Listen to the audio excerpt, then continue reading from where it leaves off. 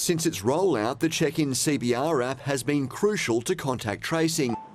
But now the onus is on individuals who test positive for COVID-19 to notify their contacts. The government's conceded its compulsory use isn't as useful.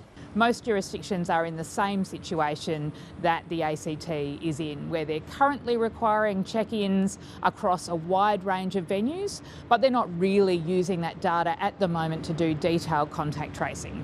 The government's now looking at phasing out check-ins at places like shops and ticketed events where tracking down attendees is simple. But check-ins may still be required at high-risk events and venues like bars and nightclubs. When those reopen and dancing is allowed again, those might be the kinds of venues that we'd be looking at retaining a check-in for.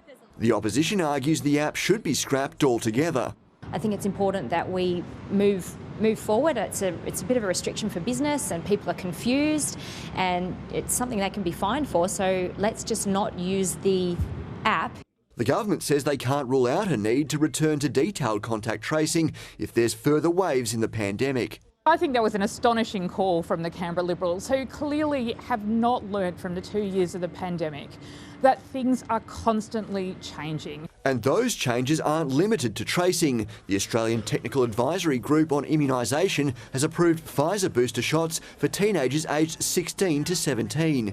The ACT has already started providing appointments. However, uptake among Canberrans aged 18 and older remains sluggish, with just 51.8% having had a booster shot.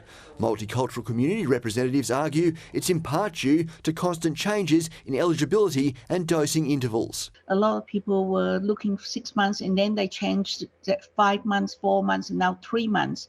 So the community are a little bit confused. GPs like Dr Mel Deary in Crace say they're offering all the vaccination appointments they can, and they're calling for clear, consistent messaging on the necessity of the booster to reduce the chances of serious illness. I think more information about how immune levels are waning around about that time that you do get your booster, and particularly with Omicron, we know the booster is really important for that variant. Authorities are urging Canberrans to also check for appointments at government clinics, with bookings available on weekends and after hours to make sure everyone has the opportunity to get a booster.